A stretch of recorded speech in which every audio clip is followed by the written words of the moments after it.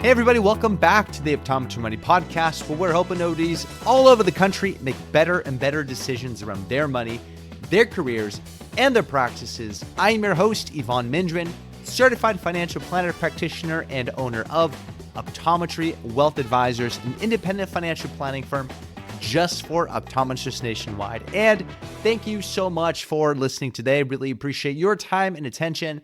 And on today's episode, I am excited to have Erich Mattei of Akrinos back on the podcast, and we dive into all things hiring an associate for your optometry practice. We talk about reasons and motivations to bring in that associate.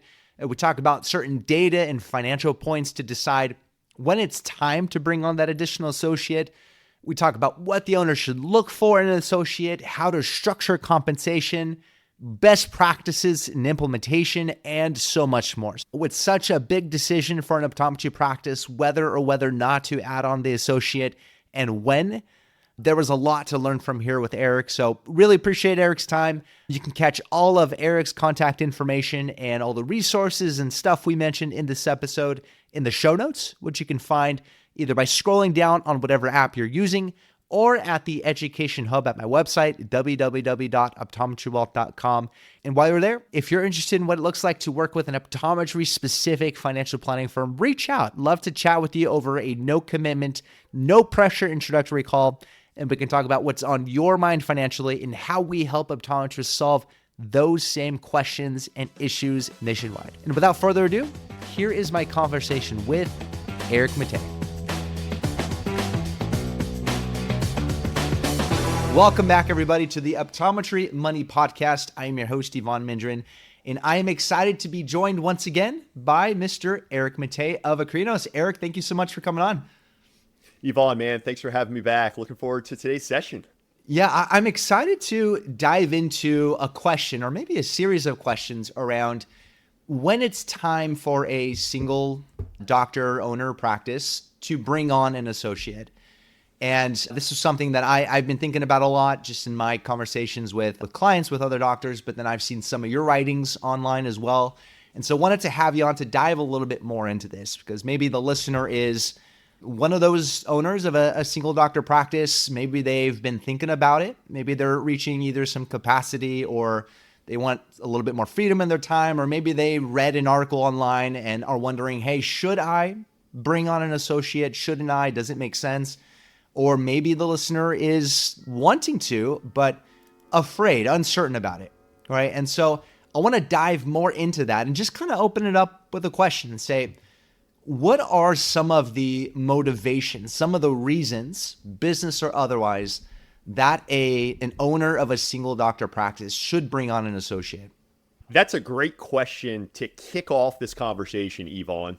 And, the fact is you can go and start search around and find all these different reasons, like these long lists of reasons, when's the right time, et cetera, et cetera. But really, it boils down to really two considerations. And that is where you, the practice owner, are either looking for more time or looking for more money, right? Again, we can start going down these lists and build these lengthy lists of when is the right time to add that associate. But really, if you kind of tie it back to the motivations, it really ties back to, as the owner of the business, are you seeking to generate more money out of your business, the likes of which scaling operations with a second provider is going to be imperative? Or are you just simply looking to have more time out of office, in which case having that associate provider there to maintain the business is going to be a critical piece of that equation?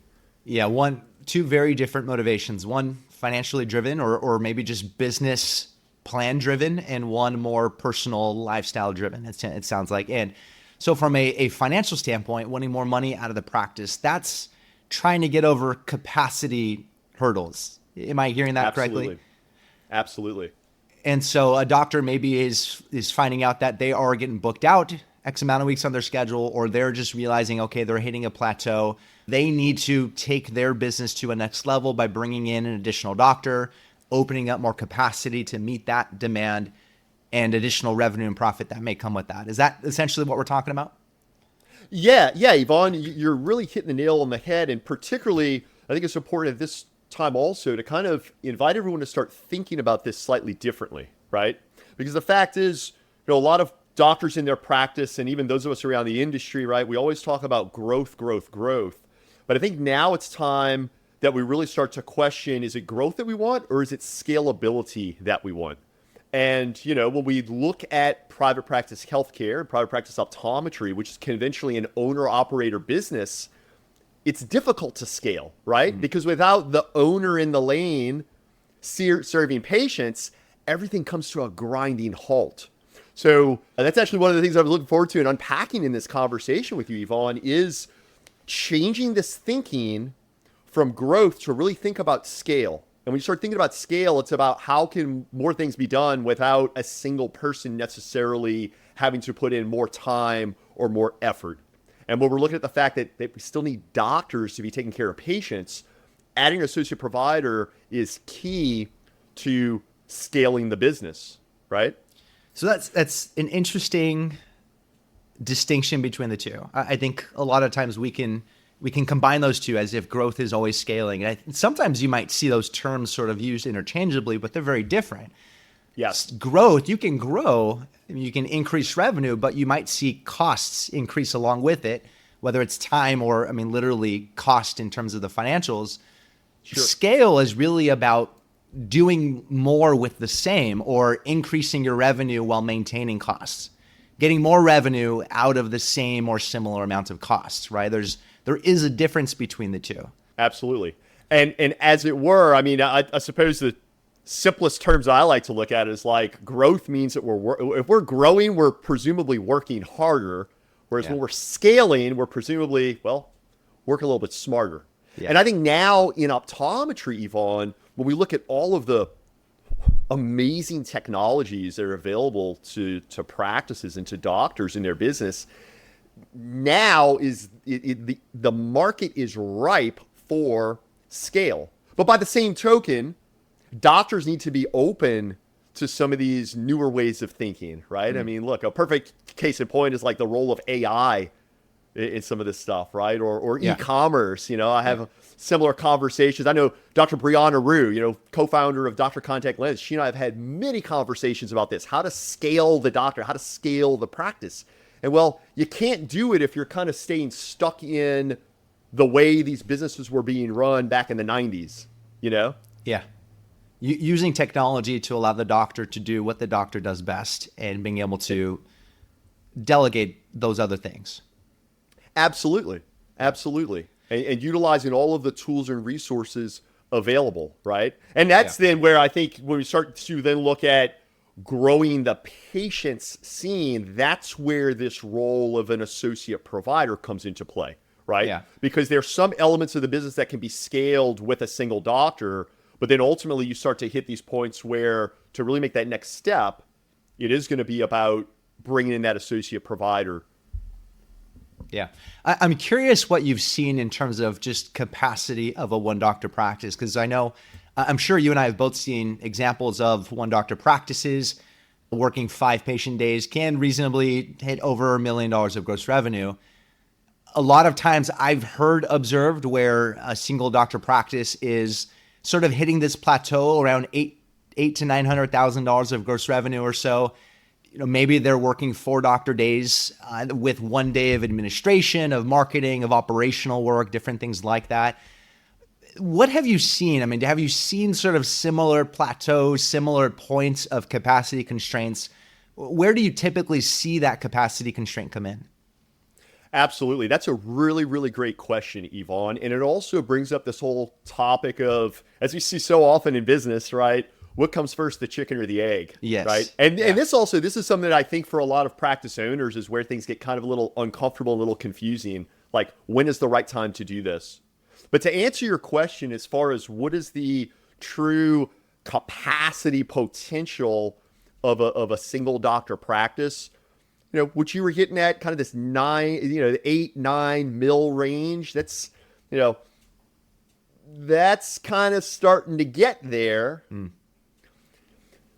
If we're using a lot of what I would say more antiquated systems and approaches to the business. Because what we do see is when doctors do embrace technology, when they find ways to empower and delegate more to their teams, when they create a true strategic plan that's, the appropriate times to make these big moves in the business, a single doctor practice can easily go 1.2, 1.3, or in some cases even 1.4 mil of production on single doctor. But at the same time, Evon, do know that you're not going to become a 1.3, $1.4 million single doctor practice if you're doing stuff the way it was being done back in like 1995 or even 2005, right? Yeah. So it's really a matter of kind of getting with the times in the context of the business, with systems, with operations, with supply chain, with retail, and all these other, I suppose, then getting more of the technical kind of operational elements that a lot of our work in Akrinos, we're working with doctors in their strategic growth planning, these types of analytics that we evaluate and some of the decisions that we're looking to help them optimize in the business. So I'm curious then about the second motivation in terms of just buying more time. Sure. Tell me more about that. What are you seeing in terms of the doctors you're talking to? What are they thinking about as they want to buy themselves more time and add to their lifestyle? What are some of the things you're seeing as you're talking to them about that? Yeah, Evon, that really is reflective of where they are in their life, right? So, that doctor who perhaps has small children or school-age children that's really worked their tail off their first number of years in private practice and has gotten their business humming along, and they'd like to maybe step back a little bit to spend a little bit more time with the family, right? And by the way, y'all, for our listeners out there, sometimes you think time is just for people that are like approaching retirement, but let's get real. I mean, and Evon, I know we were talking before we go live. I know, your household is on the cusp of welcoming another baby and stuff. That's and we talk right, a lot yep. about parenthood and balancing parenthood and, professional ambition and entrepreneurship. So again, the same applies in the practice. So we're talking about time, right? Where are you in your business life cycle, and how can more time afford you to live that life you like to lead? So if you're in the earlier years, presumably you're a younger doctor, and if you have children, they're presumably a bit younger. So perhaps the motivation there in finding the associate is so that you can have time to go coach the Little League team or go to the dance recital or something. Yeah. Now, in that context, the time sought is presumably a little bit of time sought because, you're still in kind of your peak earnings years of your business. So you really need to be, you as the doctor do need to be in there seeing patients. Yep. Yeah. To really get this thing to that top level. But so what are you wanting the time for? So if you're early in practice ownership and you would like a little more time to perhaps spend more time with your family or perhaps take to a hobby that you're interested in. I know we've got a lot of athletes out there in optometry, maybe training for things. Then you'd be looking to bring on an associate. Now, are you going to be looking to bring on an associate and promise them 2 or 3 days a week? Probably not. Now, you won't exactly know until you actually dig into your analytics. And I know this is work that you do in Optometry Wealth Advisors, more on the personal wealth planning side. Obviously, in Akrinos, we do a lot of this analysis in the context of the business and what can the business support. Yeah. So perhaps earlier, if you're looking for just that extra day a week or afternoon a week to go coach the Little League team, then maybe you're just looking for an associate to come in and do 1 day a week with you. Yep. But then we fast forward and we look as you're getting further into your business life cycle, and presumably the business is becoming more sustainable and hopefully more profitable. If not, reach out to Akrinos, right? But in that context, then when we're looking to free up time, well, then perhaps it's not looking for an area doctor that can give us 1 day a week, but maybe we're looking for a bit more consistent, true associate to the business. And then ultimately, when you're approaching the retirement years, you're really eyeing that, and presumably you're really wanting to reduce your patient load, that's going to be the time to lean into the full-time associate, right? And presumably, hopefully, and if not, I would implore you to really take some time to reflect on it. That's when you need to also be looking at that full-time associate being on a path to partnership. And Evon, I'd love to unpack that in another conversation here, but let's get back to focusing here just on the associate. I want to ask about that briefly, but I just want to highlight what you're talking about, because there are, I think we have this sort of conception that, okay, you can't buy yourself time freedom until you're about to exit. I think a lot of times we can find ourselves in that way of thinking that, okay, that's something that you do when you're about to retire. And that's certainly the case, especially if you are getting closer to the point where you want to exit, you want to sort of sunset your time in the practice, start to focus on other things in your life, preserve the value of that practice, make sure that the revenues continue to come in, patients are continuing to be seen. Certainly that adding that associate can buy you time later on in your career. But I have examples of conversations here on the podcast. I think Dr. Andy Yaryan is one. If I'm remembering correctly, I mean, he was burned out. He has a young family, growing family. He was burned out. I mean, that's an example of growth. Revenue was growing, profit was growing, but his efforts were growing. He was constantly burned out. And so bringing in that help, bringing in those associates allowed himself to free himself time to not only just have a better relationship with his business, but to fulfill his desires to be more with his family, with his kids, and some of those other things. There is a personal financial planning and a business financial planning aspect to that, because you do want to make sure that your personal finances are met. You're able to tackle some of those important personal finance goals. But even mid-career with younger families, you still can buy yourself time. It may not be the full associate schedule. It may not be 4 or 5 patient days a week, but you can do that. And I have examples of even just clients I know that, like myself, are welcoming new babies to the family. Having those associates allowed them to take more time to step away, be with their children a little bit more, because they knew that patients were still being seen. So that is really getting to, okay, what are you wanting out of your business? Because a lot of you listeners probably got into private practice because you want more control and freedom, more control and freedom over the patient experience, the type of care, scope of care you want to provide, but importantly, how that business interacts and your work interacts with your personal life. And so really thinking about, what do you want out of this business? What does it mean to your life and to your family? Really can help you do that, because that's not purely a financially driven decision. It's more of a values driven decision. And that's okay. It doesn't need to be purely financially driven. One last thing I just want to ask you, Erich, is how does succession planning or contingency planning sort of play into that thinking too? Like how does that factor into this decision? Yeah, that's a really, really great question, Evon. And, one of those things that has changed radically in recent years, right? Because quite frankly, ever since private equity came on the scene about 10 years ago, right? So this was recording in early 2025. So it was about 10 years ago that we saw private equity really make a surge into the optometry space. And, well, that's changed a lot of things. And what I think it's changed most notably is kind of a wake-up call for doctors to be more proactive in planning their future, right?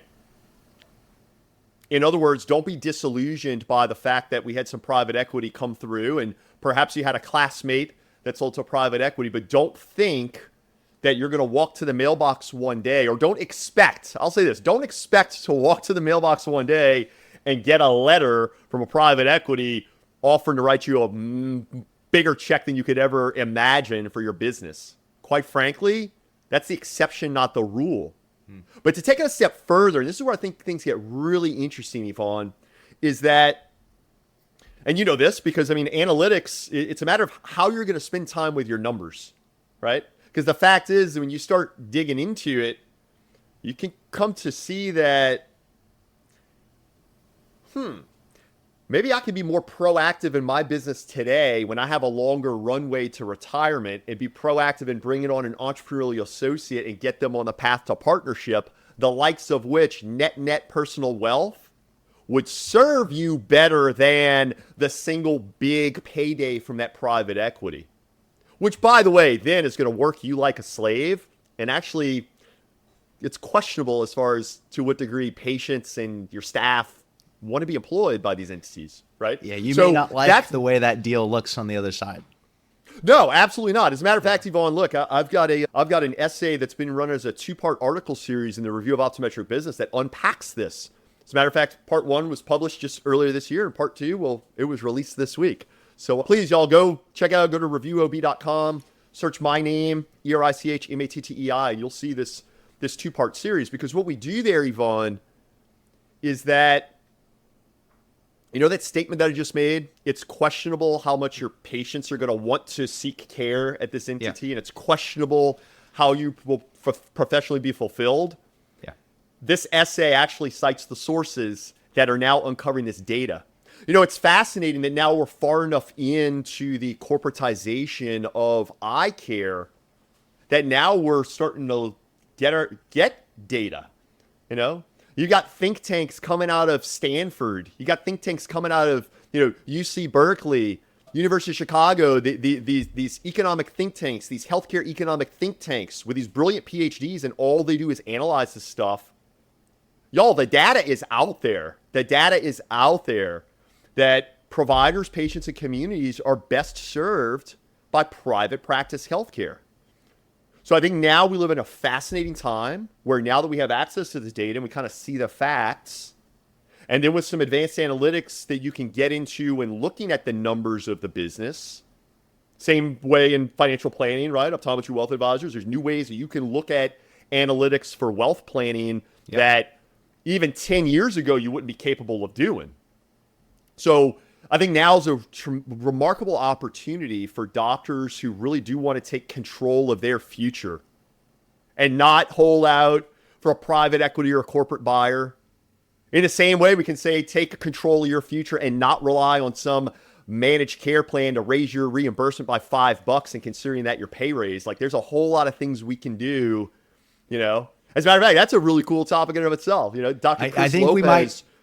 I think we might save this for a second conversation because I'd like to dive into this specific topic a little bit more. But it does sound like part of that motivation then for looking for an associate isn't just the capacity, but it's, okay, now let's plan a succession for my business. And let's de-risk the business a little bit so that it's not entirely on your shoulders. Now, if something happened to you, the owner doctor, you know that patients can continue to be served and still maintain the value of that business in the worst case scenarios, in terms of really contingency planning. So that's certainly a motivation as well to making sure that the risk of your business is brought down and there is a plan for succession. You know that you can exit. There is a market for your business that fits according to your desires. And if that's the way you want to go. So we've got a few motivations then. We've got capacity or financial motivations. We've got, or just entrepreneurial business growth motivations. We have personal time buying, time freedom motivations, and we have a little bit of succession planning, contingency planning as well. What are some of the, we'll call it data points. What are some of the numbers that suggest to you, depending on what your motivation is, now's the time? What are some of the things that doctors should be looking at in their business to tell them it's time to start looking? Yeah. So, by the way, there's a lot of ways to look at this, right?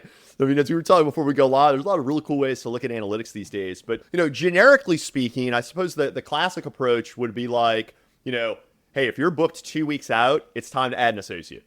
That's kind of the conventional thinking. But as it were, it gets, I would argue that we could be far more strategic than that, right?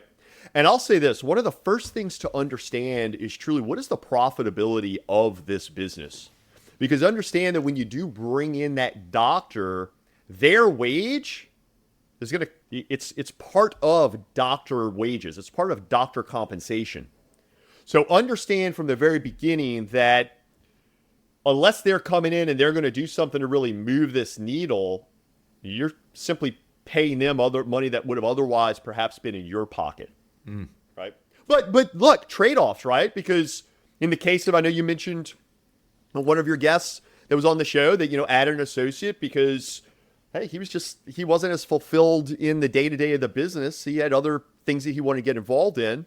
So he was happy to give up some of that money to hire someone to then afford him the time. Yeah. Okay. So there's something to be said for that. But when we are looking at the economics of the business, it is imperative that everyone understand that doctor compensation, we want to lump as one category, whether it's one doc, two doc, or goodness, half a dozen docs across 4 locations. We want to have everything bundled into this doctor compensation piece.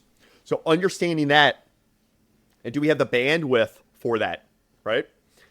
To take it a step further, it's imperative to consider chair cost. And this is one of those calculations that is so overlooked. I mean, dare I say it's forgotten about oftentimes, right? Doctors will go, and rightly so. You go to the event, you connect with some of your peers, maybe at the local society meeting, and people are talking about their practice. So what's everybody talking about? They're talking about the fun stuff. They're talking about the sexy stuff, like how much gross revenue they have, or, this cool new $200,000 piece of equipment that's doing, well, hopefully it's doing something. If not, that's a lot of note to carry or something. Right, that's a different podcast episode, yeah. But, yeah, absolutely. But where I'm going with this, Evon, is that calculating chair cost, it's something that unfortunately is so radically forgotten about. And yet, if you ask me, it's arguably one of the most important analytics that you can crunch in the practice. And what is that chair cost? You understand exactly what your cost is of seeing a patient. So it's a matter of assessing all of your fixed costs. What do we need to keep this thing humming along?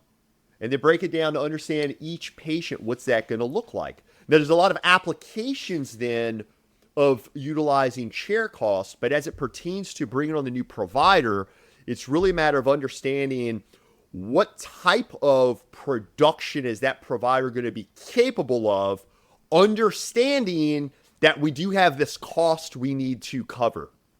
Okay? So this is when we get into things revolving around, how are we setting that associate provider up for success?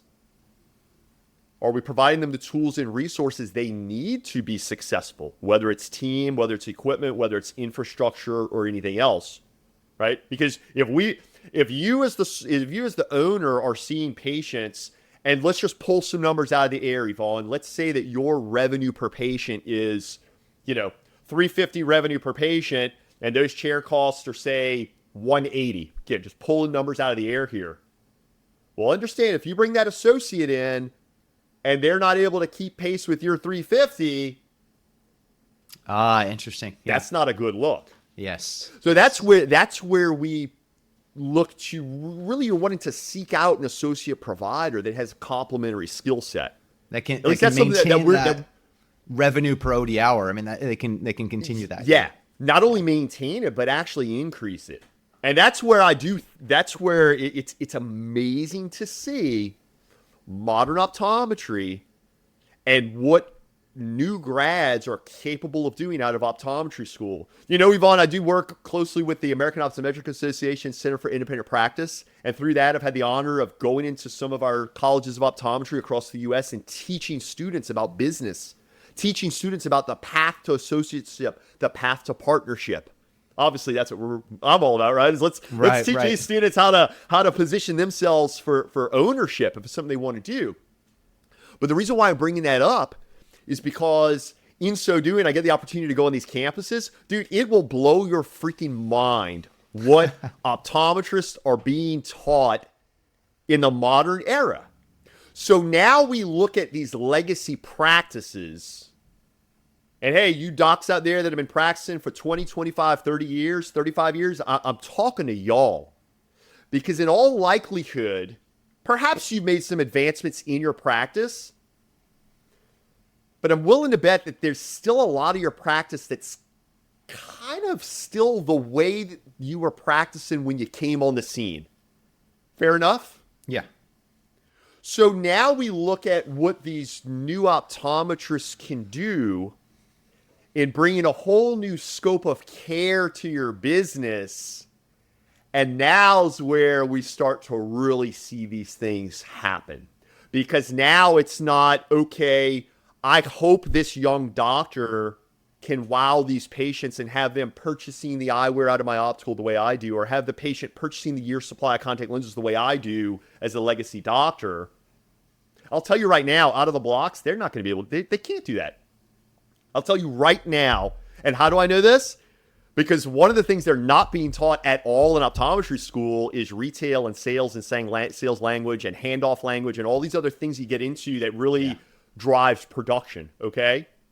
So while it would be a dream to think that they're going to be able to maintain the optical retail revenue and the materials revenue the way you have been able to do legacy in your business, if we're relying on them doing that, I caution you. They are not going to be able to maintain that revenue head, yet they're still going to have that same chair cost in your business. Yeah. So this is where it's a matter of looking at all of these aspects of eye care that you as a legacy doctor have not yet incorporated into your business. And that is where you want to find the associate, that young associate that can do this full scope of medical that maybe you were never comfortable doing, right? Interesting. Or So that not young only associate that can... Yeah, not only the comprehensive eye exam, but they are able to add in potentially specialties or see complex medical cases that maybe were not able to be served before, opening up, almost a new source of patient demand. Absolutely. Full scope. It's called full scope optometry. And quite frankly, Evon, look, this is where I'll reference back to that essay that I wrote, that Review of Optometry Business is running. Y'all, this is big. This is big. Like we are facing a huge, massive public health deficit unless we have optometrists practicing at the full scope top of license. We need our ophthalmologists in the surgery center, in the operating room, okay? We need optometry to practice full scope medical top of license optometry. And we need optometry to empower their para-optometric teams and their opticians to step up and perhaps get involved in a bit more of the vision than old school optometry would have been into. Yeah. It's all a matter of economics, man. It really is. It's fascinating when you start to look at some of this data now that's coming out of some of these healthcare think tanks. It's really fascinating. And I believe, while some would be like, oh my gosh, it's scary, Evon, that's where I think we live in an amazing time and the future is so incredibly bright in private practice optometry. I'm certainly going to link to your articles there. I'm going to throw those into the show notes. So anyone, whatever platform you're looking at, scroll down to the show notes. You'll see that article in there. But let's go back to these factors here. So number one, I think is should be obvious, but maybe it's not, is know your numbers, right? Have clean, accurate accounting, please. Optometry practice owners, have clean, accurate accounting that's timely and usable. Know your chair costs, right? So what does it cost to put a patient in the chair? What are your fixed costs? And then know what your revenue per OD hour or revenue per exam, however you want to measure that, so you can compare the expected revenue you might be bringing in per patient you're going to see. So knowing your numbers is number one, it sounds like. The next thing you talked about was patient demand, right? So there needs to be patient demand. If you're going to, if your goal is to try to creep through a capacity constraint, you do need to have the patient demand in order to do that. Otherwise, it sounds like the owner doctor is just simply going to be cannibalizing their own income.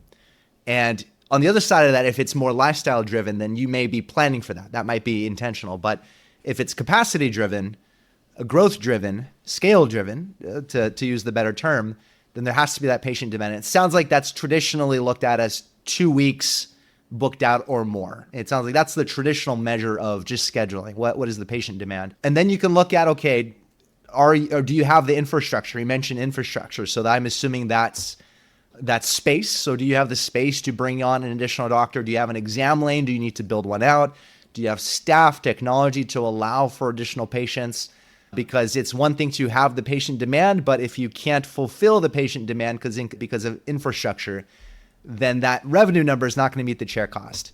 And in fact, you might be increasing the chair costs, right? Because now you have to then increase fixed costs. So that's something to look at to say, okay, can you reasonably fulfill that patient demand, knowing your numbers, knowing the cost to see a patient, and then knowing just what your infrastructure looks like. Did I miss anything? Does that sound like a pretty good summary of what you talked about? Absolutely, Evon. And I think what I really want to highlight there is the difference between conventional primary care refractive optometry and modern full scope eye care. Oh, that optometrists are practicing, right? So two differences. And so I'm really glad that you highlighted those as you were kind of doing a recap. And maybe you can even see that for the listener. You can potentially see that just in how many times you're referring out for certain conditions. I mean, you can probably get a sense for how often, how much demand for these services are really in your practice already that you're not fulfilling. That could be if you were to hire an associate that's well trained by the education they're getting. And how about the ability to find an optometrist? It may not be an issue in metropolitan areas, but you might imagine there are plenty of rural practices that have plenty of opportunity for an associate doctor, plenty of opportunity even for a potential partner, but just can't find the doctor. Like what have you seen around that? Just how easy or difficult it is to find an associate doctor? I'll say this, Evon. If your interest in hiring an associate doctor is something you keep a secret and you're the only person that knows about it, you're going to have a really hard time. But if you broadcast it to the world, you share it with your community, you get in touch with your state association and let them know that you're looking. You get the list of the new grads that just tested or folks that just got licensed in your state. As a matter of fact, as we're recording this, it's early 25. So, they do licensing, mid-year. The new grads will be coming to the state and taking their test, right? So lean into your state association, y'all. Lean into your state association. Number one, don't keep it a secret. Number two, get involved. Get out there in your community with other doctors, right? Meet doctors. Go to the networking events. But don't keep it a secret. And that is absolutely, Yvonne. Look, we have seen doctors go in halfsies with a good friend of theirs one town over and go like 50-50 on hiring an associate. And then within a year, the associate goes all in with one of them. And do you want to know why? Why? Because the other counterpart over here, one town over, was kind of secretive about what their intent was for that associate. Whereas the other doctor a town over that ultimately ended up pulling that doctor in to buy their practice, they didn't keep it a secret. It was part of the dialogue from day one in having that associate come and even work 1 day a week in the office. Then one became two. The next thing you know, that's now the legacy buying the business. So I would say in all of this, the number one thing, if you want to hire an associate, is be proactive and don't keep it a secret. Open communication. I mean, you're marketing your business to not only patients, but to future team members, right? And the way that your website comes off, the way you talk about it with your peers, your scope of care, the technology you're using, the patient experience, like I've seen this from other financial planning firms and just other businesses that you are marketing yourself to two different groups. You are marketing yourself to future potential patients or customers, and you're marketing yourself to potential team members because they're going to want to know your story, what makes you different, what is the experience working at your clinic versus others.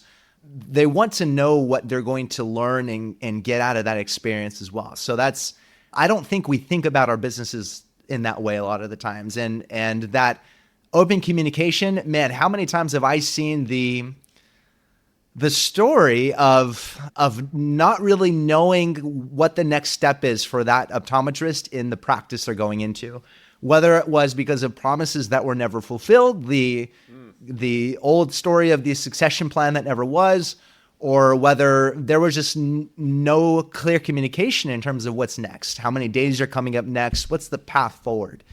And I think that open communication is so important. What should the owner look for in an associate? And does that differ based on the motivation?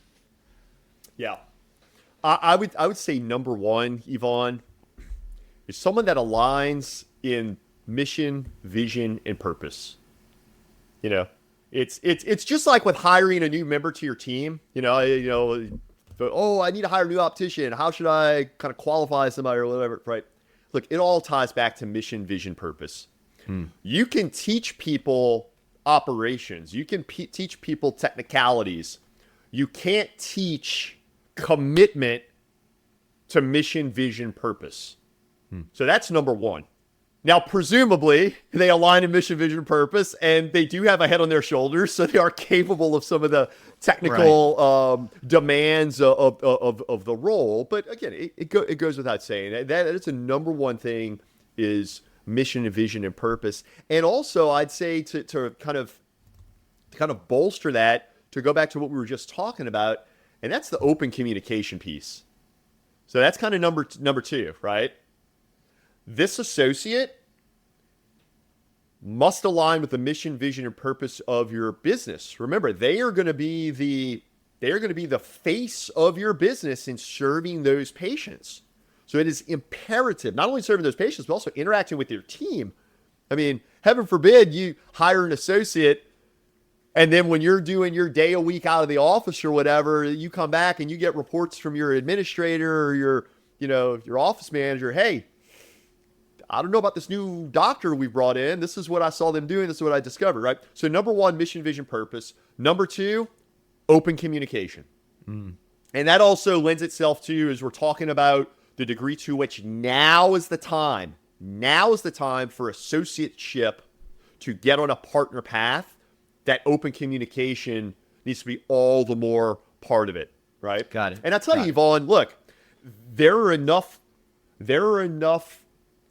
corporate, private equity, and hospital system entities out there that are paying top dollar to hire doctors to their business. I don't have a hard survey. I don't have hard numbers on this. But if you just kind of start to put the pieces together, you can kind of come to realize, if they're paying that much for doctors to come and join them, again, the corporates, the private equity, and the hospital systems, then what is the motivation for a doctor to go anchor their wagon to a private practice? And I'm willing to bet that the vast majority of them, they want that ownership opportunity. So tying back to it, what to look for in the associate: mission, vision, purpose, and open communication from day one. Got it. Yeah, that makes sense. And how does the owner think about compensation structures? What are some frameworks that they should think about to figure out, okay, what and how should I pay that associate? Yeah, that's a really great question, especially now when it's ever more competitive to hire doctors, right? Yeah. Look, 30 years ago, there was no such thing as private equity and optometry. Corporate optometry was a fraction of what it is now, and these hospital systems are not nearly the size they were, okay? So 30 years ago, the compensation conversation was far less complicated, if you will.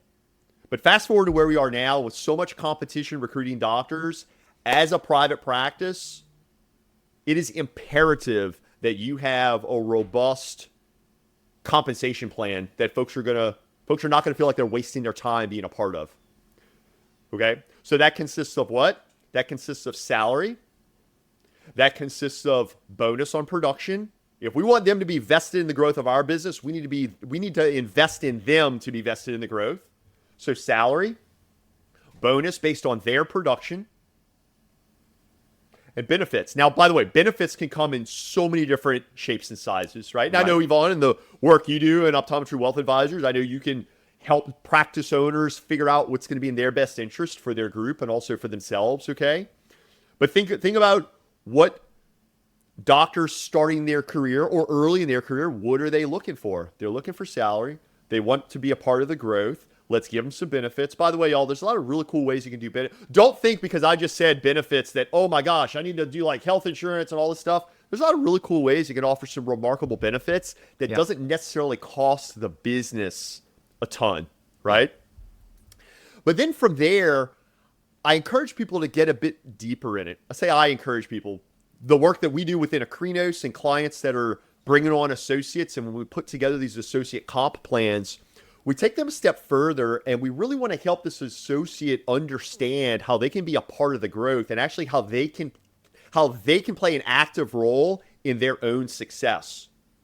So in so doing, to structure the plan in such a way that right there, everyone can see clearly the numbers on patient volumes, break-even patient volumes.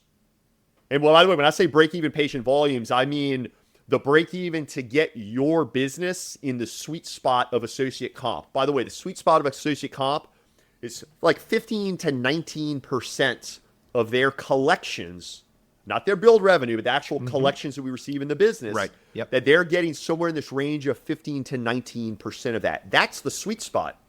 But understand there's a different ways to get into the sweet spot. For a doctor that may have a lower revenue per head, how are they going to get that sweet spot? Got to be volume based. Does our compensation plan illustrate that so that our new associate clearly understands what the expectations are? Conversely, that sweet spot can be achieved by doing what? Increasing that revenue per head. Once again, chair costs staying the same, increasing that revenue per head, in which case, what? They may not have to see as many patients.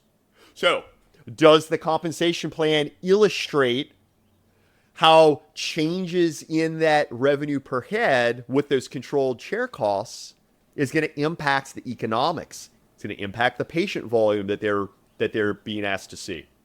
And where it really comes together, and I'll tell you, Evon, firsthand from working with Akrinos clients through this stuff, it's really amazing when you get that associate. It's like, I want to see an extra patient a day, and I'm going to become a rock star to drive that revenue per patient. And that's when you start to see these things really hum and really start to turn. And it's a win-win for everybody, right? Yes. Yeah. Both sides win when the associate's more productive in that case. Absolutely. So you're seeing commonly, and I'm seeing commonly as well, some minimum salary amount, which makes sense. I think an associate doctor wants to know that there's some minimal amount of income to cover at least just necessary expensive. Very commonly then production bonuses on top of that. And one of the most common, complaints that I see, one of the most common things that are frustrating to the associate in those cases, what's very heavily production, is that they're not sure what the numbers are. I mean, they're not really sure what formula drives that number. They're not really able to see their production amount. That open communication goes a long way. Just from what I'm seeing in many of the conversations I'm having, many of the groups that I'm in, having that communication. And I do think in addition to ownership opportunities, one of the things that I commonly seeing they're not getting in these larger employers is that mentorship or camaraderie, is being able to sit down with you, the senior doctor, go over the charts and say, how, like you were just talking about, Erich, how can we improve my work as an optometrist? How can we improve revenue per opportunity? How do we drive improved results? And I think that mentorship goes a long way, just from what I'm hearing. Are you seeing similar things? What are your thoughts on that? Absolutely. I mean, and this is where I'll invite doctors, think back to where you were earlier in your career, and what you were seeking as a younger doctor in those early years starting out, and think about those of your colleagues, presumably a few years ahead of you. But look, a mentor is not always somebody that's like 20 years older. I mean, a mentor can actually be someone younger than you. I mean, it's purely that you have an expertise that you're eager to share with others to empower them to really achieve the best that they're capable of. And I think that mentorship piece also, Evon, particularly if we're talking about getting an associate on the path to partnership, that is absolutely huge. Yes. Because if you show that associate the time and you invest in them, even if you invest in them as simply your time invested in them, to have these mentorship sessions, to show them the analytics, maybe even show them the books, get into calculating chair costs, get into evaluating the handoff and some of the sales skills that perhaps you, where you are now in your career, take for granted how much you've developed simply over time, but understand someone early, they need to be empowered with some of this stuff. So I think the mentorship piece, for anyone, it's imperative because, don't think you're going to hire somebody and you're never going to cross paths with them and they're just going to keep serving your patients and keep serving your patients well and you'll just pay them every 2 weeks. Ain't going to happen. You got to be actively engaged in that relationship with that associate. And if it's someone that you're eyeing to be the future, your future business partner or owner of your business, then even more so for you to lean into that. So let's drive that then. Let's follow that into, I guess, the last thing to touch on is what are some best practices to make that transition as successful as possible in terms of training and mentorship, in terms of starting out with fewer days leading to more days? Like what are some of the best practices to make sure that when you onboard a new associate, there's as best of an outcome, at least as, you're increasing the likelihood of a good outcome as possible? That's a great question, Evon. And I will say this ties back to a core process that within Akrinos we apply to every client need, every client case, but also it's a core process that you all utilize in Optometry Wealth Advisors, that doctors use in serving patients. The first step in the process is this. And by the way, the process is what? Analyze, strategize, implement. Okay? So step one, analytics. So the analytics that you're going to want to evaluate when bringing on that associate, and Evon, you touched on some of these, right? Know your numbers. Know your production analytics. How many patients are seen, how they're segmented across vision, medical, specialty care, and digging into the retail side of the business and understanding how those patients are converting. And then conversely, looking at the cash flow, the other side that we don't see on the production side, right? Because the other side has what? Chair cost. Basically like, hey, we got this money coming into the business, but now what's going out of the business? What are we having to spend to keep this thing running? So that being said, it's a matter of the analytics. And I believe for a new associate doctor, the better they can understand what the day-to-day of the business looks like as far as patient flow, the need in serving those patients, the better. So analytics, understand your patients, your production analytics, and understand the cash flow analytics, because that's going to come full circle when that associate does come in. Step two is strategy. And this is something, as a matter of fact, I write about this quite frequently in different capacities, and I like to speak about this, and it's all about a stakeholder-centric strategy, right? And in the context of the practice, there are three core stakeholders. There's going to be patients, there's going to be people, as in your team, and there's going to be the practice, namely like the bottom line of the practice. Again, this is a business. We need to keep this thing humming along, okay? Right. So we need to ensure that the strategy is going to empower and serve each of our stakeholders. So, for instance, if we're going to roll out a new strategy or new tactic in the business and it undermines our staff, that's not going to be a sustainable strategy, right? So even if it's something that maybe delights patients and does good for the bottom line of the practice, but if your staff don't like it, good luck. Flip side of the coin, we can have something that staff love and patients love, but oh crap, we're bleeding money through this. It's not sustainable. And then last but not least, you can have something that is profitable for the practice and the staff love it, but if your patients aren't into it, it's not going to take flight. So when you're putting together your strategy in pulling this associate in and onboarding them, just ensure that what you're asking of them is something that all of your stakeholders are going to be fans of. Your team, your patients, and the practice economics. And that then leads us to the third piece to ensure success, right? So we started with the analytics. Let's be sure we know our numbers, production and cash flow. Once we know those numbers, then we use those analytics to develop our strategy. That's what? A stakeholder-centric strategy that's going to delight and empower everyone, the practice, our people, and our patients. And then third is implementation. And this is really all about follow-up, accountability, and engagement. And that's where I like to say there is no substitute for the weekly team meeting. For that new associate doctor, there is no substitute for a daily meeting. Remember, they're early. And even if they are established in their career, they're still new to your practice. So you really need to invest that time with them. So that's why it's so critical in the implementation piece that you have some change champions in your office, some business builders in your office who's really engaged. In the context of the new associate, this is oftentimes going to be maybe a practice administrator that can serve as that lead person, perhaps even that mentor to that associate when you as the practice owner are not in office, right? So having that change champion in your office, having that business builder in your office, that's going to really ensure that that associate feels the love. And I mean feel the love, not only the pat on the back, you've done a good job, smiles, but also feel the love with some other things we were touching on, which is like infrastructure. Does our associate have the staff they need to be successful? Are they getting the patients on their schedule to be successful? And these types of things. So follow that simple 3-step process. Know our analytics, develop that stakeholder-centric strategy, and then the implementation piece, which is all about consistency and follow-up to the plan. Yeah, it sounds like a big part of the implementation is what we've talked about earlier when looking for an associate. It's making sure there's a fit with vision and mission, which the practice would need to know what their vision and mission is, right? A culture fit. I mean, a lot of times we call that there needs to be a fit for the culture of the practice. That communication and training and sort of mentorship and someone leading that onboarding effort is really important.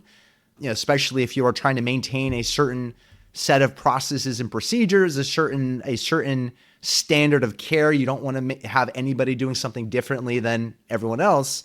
That training and communication is going to be really important. How about making sure that patients are ending up on the new associate schedule versus the owner doctor? Are there any best practices to make sure that staff's comfortable referring over to that new doctor, that patients are comfortable with it, that it's well marketed? You know, what are your thoughts around that? That's a really great question. And that is a question that is absolutely on a practice basis. Okay. And and I say that from the standpoint of legacy practices, long-standing patient relationships. But I also say that with high medical practices, where you may have that same provider you want serving that patient, you know, the glaucoma patient that's coming in every 6 months for checks and glaucoma, right? We want to ensure that they are plugged into the same provider, right? So as it were, the quickest way to fill that patient's schedule is for your scheduling team, whoever schedules patients in your office, or if it's a piece of software you use for patient-only scheduling, to have everything be first available. Do not name names. It's all about first availability. Interesting. Now, if a patient, so the reason why I'm saying that, Evon, is because I believe, and again, there's no hard data on this. This is kind of more like experiential, if you will. But the moment that we start saying, hey, would you like to see our legacy doctor, or would you like to see our new doctor that you've never heard of? I mean, not likely that they're going to say this one. Okay, great. Well, we'll get you their first availables in 3 weeks, but we'll get you scheduled there. We'll look forward to seeing you in 3 weeks. Yeah. As opposed to, fantastic, we can't wait to schedule your appointment. What's the best day of the week for you? Yeah. Thursday afternoon is great. Our first Thursday afternoon is tomorrow afternoon at this time. Yeah. Let it start with first available. Then when you get them scheduled and committed to that time of first available, then fantastic. You will be seeing Dr. Fill in the blank.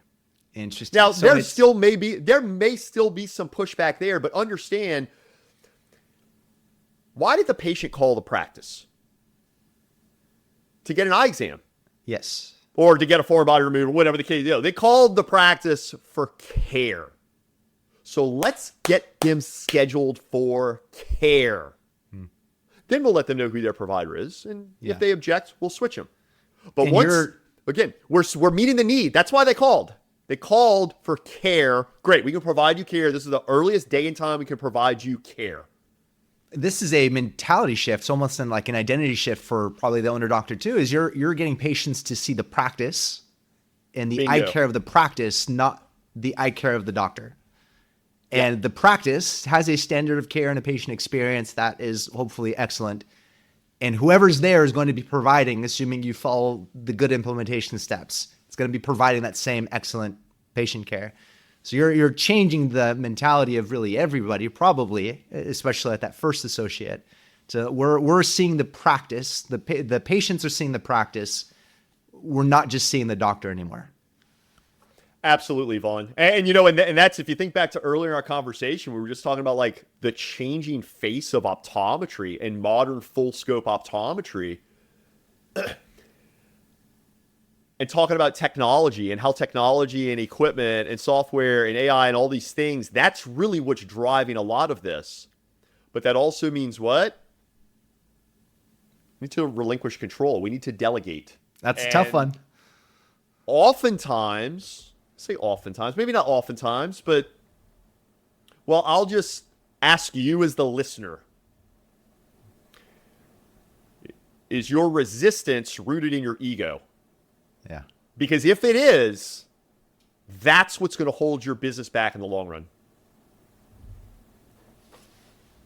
Planned pause for self-reflection. Planned pause. Holy cow. Man, was that a pause? Planned pause for self-reflection. That's a tough question. I mean, that's a tough question for us as owners who've, many Any times business have owner. Absolutely. built the business from scratch a lot of the time, to sort of let that go. That's something that's a hurdle. That's part of those capacity constraints. That's one of those hurdles that we often need to get ourselves out of the way. Erich, this has been fantastic. I think I can take the rest of your day if you allowed me to, but I think we'll have to stop here. One last question I'll just ask as we wrap up here is, as you think about the future of optometry, particularly here around private practice optometry, what excites you the most? Oh, wow. I think what excites me the most is the degree to which, so we know, and again, y'all, look, Evon, I know you mentioned you were going to drop the link to that essay. Again, it's presented as a 2-part article series in Review of Optometric Business. But what excites me the most is exactly what I identify in that essay. Looking at the facts. Because the facts are this. Right now, in our healthcare system here in the U.S., provider burnout rates are going through the roof. The cost of care continues to climb. And the overall quality and care and patient experience here in the U.S. healthcare system is questionable. It's on the skids. It's on the decline. But Evon, when you look at private practice healthcare as a segment of the healthcare system, we actually see that in private practice, our providers are experiencing less burnout than national averages. The cost of care to patients out of pocket and to the system is below benchmark of national average. And the quality of care, patient experience, and patient preference is radically higher than national benchmarks. That's also, Evon, look, that's why we do what we do at Akrinos. Our mission to make the business of eye care approachable, accessible, and profitable to ECPs that are starting, scaling, and selling their business. And I believe we are yet to see the best of what our industry and the profession of optometry has. It's right there in the future, and I can't wait. I can't wait to greet it. Well, I can feel I can feel the opportunity and just your passion for it coming through the screen here. And I love the answer. So Erich, I appreciate your time. This was great. I will throw all of the links to everything we've talked about in the show notes, including Erich's contact information and Akrinos' information. For the listener, please reach out if you have questions. Reach out to Erich and I. If you have experiences, listener, that you'd like to share of how you went through that process, please do. Would love to see those and learn from those as well. If you have disagreements, send them to Erich. He'll be glad to see those disagreements. Now, but we appreciate your time and your attention, and we will catch you on the next episode. In the meantime, take care. Want more resources to help master your money? Check out the Education Hub on Evon's website at optometrywealth.com. Evon Mendrin is a certified financial planner and owner of Optometry Wealth Advisors, a California registered investment advisor. All opinions of Evon and his guests are their own. This show is for informational purposes only and should not be relied on for specific investment, legal, tax, or other decisions. Clients of OWA may own securities mentioned on this show.